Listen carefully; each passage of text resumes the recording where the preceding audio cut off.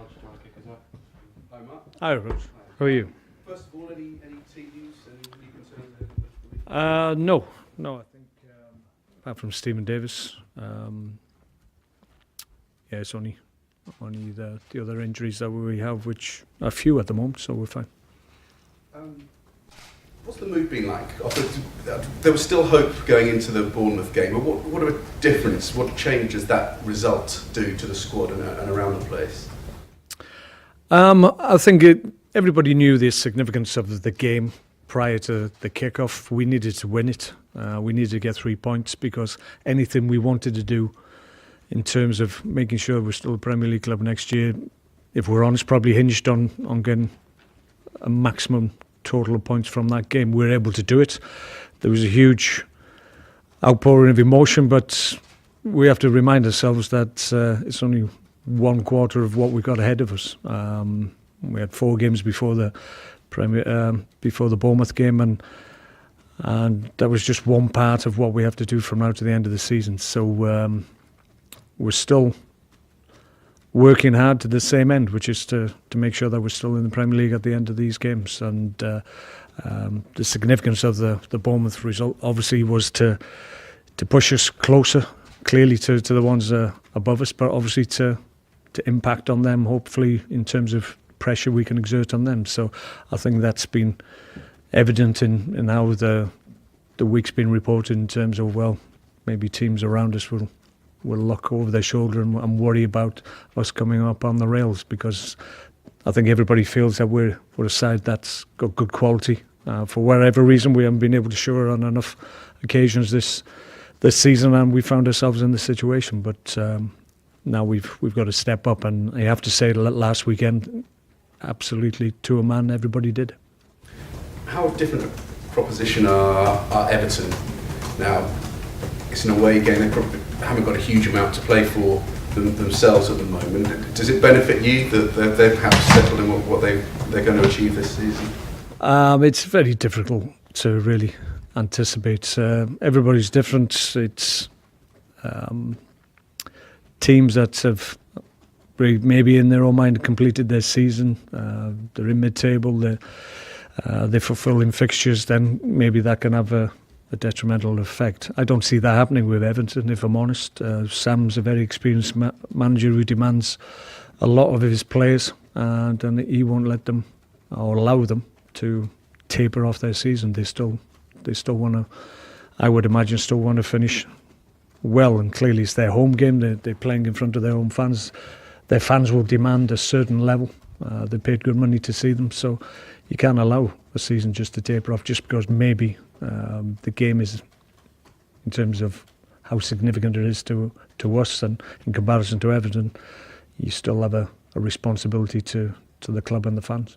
You mentioned before some of the other teams around you might start looking over their shoulders off the back of that win. I saw some quotes from Charlie Austin talking about momentum. There have been quite a few around that have been on the brink of getting there, making themselves safe, who haven't quite managed it now. So how much of a difference does it make, the fact that you've now got that win behind you, whereas some of those teams seem to have been slowing up draws and defeats when they probably needed 1 or 2 wins? Well, momentum's great if you gain momentum at the right time, and clearly if you're going for trophies and you're playing well and you're going into key games, then that'll help you to be successful. The same is true for teams in our situation. If we can build momentum on the back of the Bournemouth result, then clearly that's going to help us at this stage of the season. Back-to-back results is massive at any stage of the season, because invariably it shoves you up the table, and we haven't been able to do it on too many occasions. I'm not exactly sure of the stat, but I would imagine we haven't done it too many occasions this year. So if we're able to manage it at the weekend, then clearly that's a huge boost for us with what we have ahead of us after that. It is important you just tick each game off as it comes, but a lot of people have been looking at the fixtures and the table and thinking Southampton, Swansea, that's going to be a real clash. How important have you needed to keep your players focused on one game at a time when everyone else has been talking about that? Yeah, no. The key from our point of view is that our focus is totally on the next game. I think that's the only way you can approach it. I think is the correct way to approach it. We were able to do that. Focused all our energies last weekend on the Bournemouth game. Got that one out the way. Now, clearly, All our focus is on getting a positive result against Everton, which won't be easy. Their home form is very good.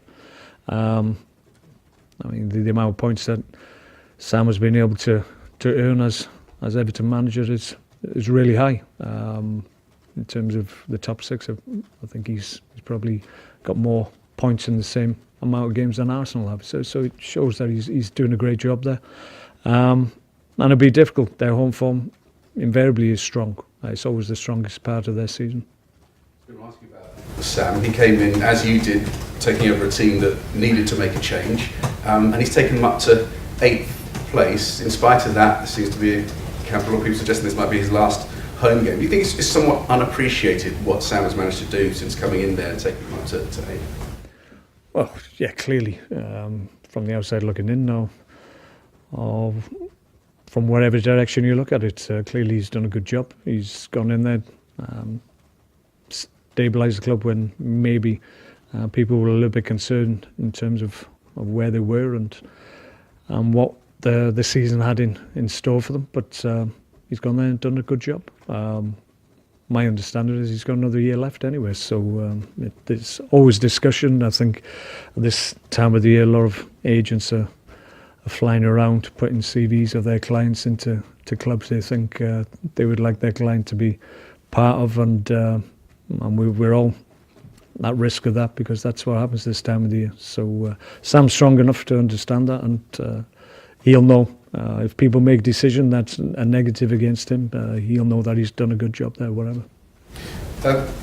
Hypothetical situation, but there have been suggestions that some of the other clubs that are in and around you, including Southampton as well, are looking at the Huddersfield situation. Their last game is against Arsenal, and should Arsenal reach the Europa League final, which is played just a few days later, then the thought might be that Arsenal's team that they field against Huddersfield on what could be a crucial fixture, might not be the strongest they could possibly put out. Is that something that you do look at and see what else is going on elsewhere and would it concern you? I'll refer you to my previous answer, which was that we don't look that far ahead, to be perfectly honest. We can't control that. We can only really affect what we can affect. So nearer the time, let's hope they get to the final, because that's good for British football. But really, it's too far ahead for us to really even contemplate that. You're talking about an outstanding club with a manager that's had a body of work that stands comparison to very, very few others. So you would think that, given that there'd be no worries whatsoever in that regard. One of the highlights for Southampton this season was the big home win against Everton. Obviously things here have changed dramatically since. They've changed even more dramatically at Everton. Is there any benefit though showing that game to the players again to remind them of the big positive memories that day? Possibly. I think we're at the moment we're dealing more in recent history and what that effect has on us as a group. So clearly, the guys that were involved that day, good performance, good margin of victory, but really we need to glean the emotion and the positivity from the Bournemouth game, and in fairness from the games that we played in the Premier League, off the back of good performance against Arsenal and Chelsea. So there's still, even though we hadn't won those games, there was still a little bit of momentum building. We've been able to obviously go to Leicester, get a draw, and now we've won. So that performance levels is good at the moment. We've got the maximum points. Now we've got to back it up again. So it's going to test everybody, but we're ready to go. You mentioned recent history. Can I test your memory of ancient history? Go on. 99, the Great Escape, when you were here. You won the last 3 games. You had exactly the same 32 points after 35 games. Can you remember the atmosphere around the place and the key? You obviously had a star in Letitia, but the togetherness and spirit. Well, I think I said it when I came in. It's my overriding memory of that time was that it was difficult. It was a difficult season, and I'm not quite sure what the start was like. It was a torrid start we had. It was something like 10 games without a win, I seem to recall, or even worse even. So we put ourselves on the back foot, and we just kept in touch. But then we were in a situation where we needed to win games at the back end of the season, and we were able to do it. And my abiding memory is that everybody stuck together. Players, management, support staff, fans, most importantly, and stuck together, and that got us over the line in the end.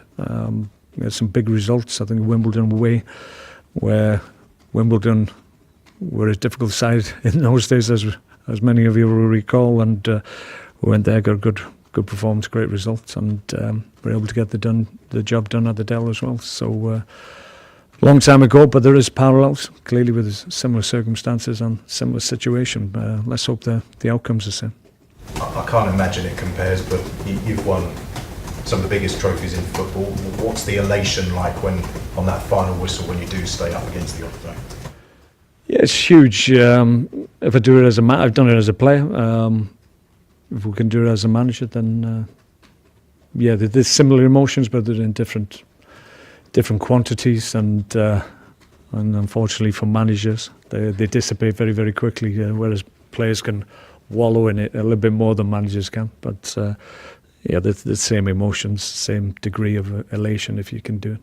There was clearly a lot of emotion on Saturday. How long did you allow yourself to enjoy it before you then had to start thinking about this game? I think we had maybe half an hour after the game, and that was it, and then he's back onto the job in hand. That's the life we have. We don't cry about it. We're not ungrateful for this role that we have. Yeah, they'll test us, and at times it's a hard job to have, but it's a fantastic job in terms of stimulation, and the ebb and flow of a football match is huge, and you go through a whole river of emotions, really, and that's all part of it. And you've got to enjoy that, and you've got to embrace that. If you can't do that, then you're in the wrong game, unfortunately. Thank you. Okay, move on to the second.